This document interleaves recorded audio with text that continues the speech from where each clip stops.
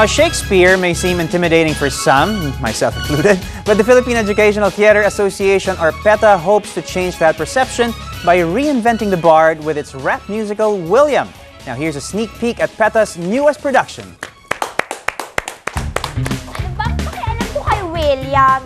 Basta kung ano yung una kong makita sa internet tungkol kay Shakespeare, yun na yun. Sino ba tong William na to at napaka-importante? Eh bakit ba William ka ng William?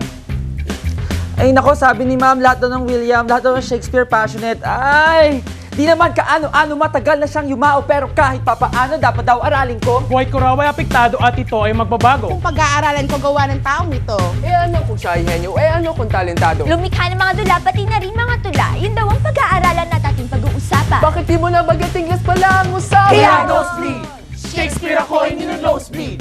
Shakespeare ako ay nino-nose sa talinhagang kabog sa dibdib, mga linyang lubid na di ko mabati. Anong gagawin ko? Nalulunod ako sa mundo na sabi mo ay isang entablado. Ano yun, pare ko? Nabobobo ako. Please lang, ano bang pinagsasabi mo? May connect ba siya sa akin o baka dali pa sa aling bagay na di gagamitin pero dapat daw aralin? Eh ano? Kung sikat ang mga dula mo, Eh ano? Kung sikat sa buong mundo. Magagamit ko ba ang sinasabi mo? O baka maaksaya ang oras ko? Ano ba? Di ko alam, i-Google pag-aralan pero tumambling at sumembla. English na naman! Kaya nosebleed! Shakespeare ako ay nino-nosebleed! Shakespeare ako ay nino-nose sa talinhagang kabog sa dibdib, mga linyang lubid na di ko mabati. Anong gagawin ko? Nalulunod ako sa mundo na sabi mo ay isang entablado. Ano yun, pare ko? Nabobobo ako. Please lang, ano bang pinagsasabi mo? Kaya nosebleed! Shakespeare, you make my nose bleed. Shakespeare, you make my nose sa talinhagang hindi ko madig, mga linyang lubid na di ko mabati. Anong gagawin ko? Nabobobo ako sa Ingles at di magets sa mga bagets. Sa mundo na sabi mo ay isang entablado. Please ma'am, please lang, ipasan niyo ako!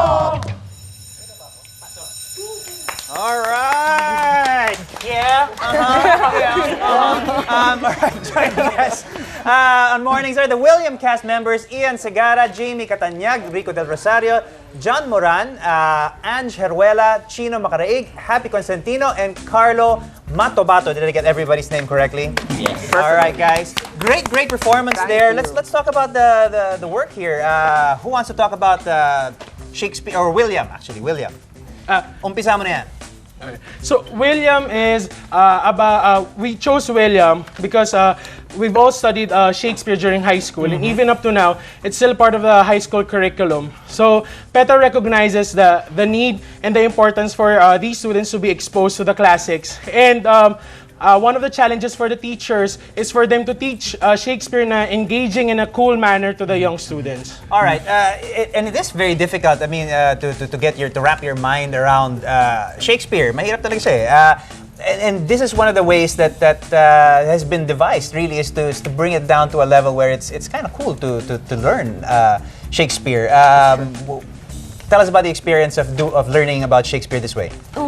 Of course, especially for theater actors and artists, we really have to learn about the classics Right. kasi we have to know the tradition that we're coming from.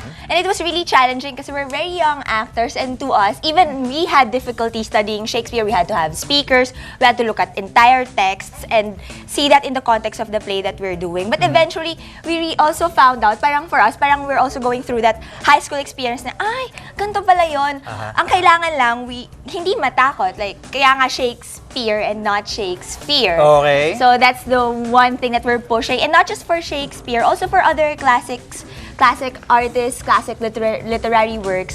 Na hopefully we start out with the season of William Shakespeare. Okay, so this is not one particular work of Shakespeare. It's not Romeo and Juliet. No. It's not Othello. Or it's a collection of various sonnets. Correct? Yes, that have been in arranged? William, William is about 5 high school students, parang abarkada, Okay. that were asked by their teacher to study different monologues by Shakespeare. In the process of studying those works, Romeo and Juliet, Hamlet, Macbeth, Julius Caesar, they were able to relate to some of the characters in Shakespeare's plays, and were able to bring out their voice as young people through Shakespeare's words. All right. Now, you guys are young actors yourselves, and you voiced your apprehensions and difficulties with learning Shakespeare. Mahirap nga naman talaga siya eh. The process of going through this production, mas na-appreciate niyo pa ba si Shakespeare? Did you guys really Yes, definitely. get get down to it and learn more about it? Yeah, definitely. Especially after we learned na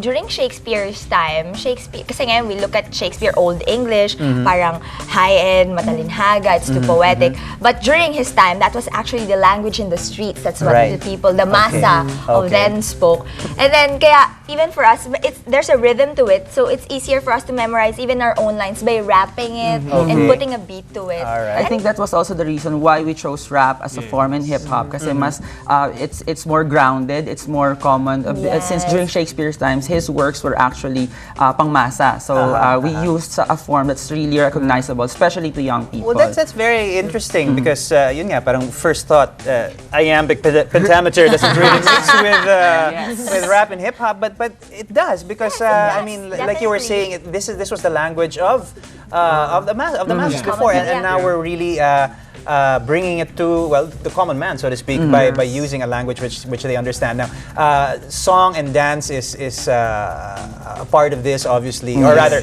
song is a part of this, but dance is also a big part of the production. And I know you guys have the moves as well. What's the dancing aspect like? Oh, it's tiring because we have to sing while dancing, but it adds color to the texts in the songs and the music. The movement now, I think that's the other language that we use to communicate with our audience. And the reception of the audience is amazing. It's the high school students, even if it's rap at mabilis, they get it and they groove with us. Right. And in some parts of the play, they were clapping, They're out clapping loud with with us. us. They were grooving with the cast. And that's the kind of reaction we want from Shakespeare. Really closer to the spirit of Shakespeare that way. True. All right, purists might balk, and say Shakespeare pa ba yan? Do you guys think it's still Shakespeare? Is Shakespeare even still relevant today? Definitely. Yeah. I think through as you will be able to see in the play, through Shakespeare's works, the students, the main characters, were able to express their love, their anger, their passion, na hindi masyadong nangyayari sa atin ngayon. So parang we were the main cast were able to express themselves passionately, the love, the anger, the ano pa bang mga emotions na meron tayo. Grief, mercy. Mercy. And I think that's one of the things that we would want the audience themselves to feel, that after watching the show, I would want to read Shakespeare for me to voice out my own feelings and for them to find their own text within Shakespeare's works. All right, good stuff. Well, this is definitely something to look forward to. I mean, yeah, some people might say it's definitely not our grandfather Shakespeare. It's a new modern Shakespeare, but like the great bard himself said, that which we call a rose by any other name would smell sweet. Smell as sweet. All right, you guys just certainly know your iambic pentameter. Thank you, guys. Thank you for that great performance. Watch out for this, or rather, it's on now. Yeah, Right? please watch William, Philippine Educational Theater Association's first offering for its 44th season. Ron Capinding's William, directed by Maribel. Legarda, music by Jeff Hernandez. Written by Ron Capinding and dramaturgy by Rodi Vera. We're running until September 25. Our shows are Friday, Saturday, and Sunday, 10 a.m. and 3 p.m. Children's Hour po to. So for the parents out there, come bring your kids. You'll really enjoy it. Tickets are at $350 and $500. Good stuff. All right. Thank you for joining us this morning. Great performance. Thank you for having us. Good luck for the rest of the run.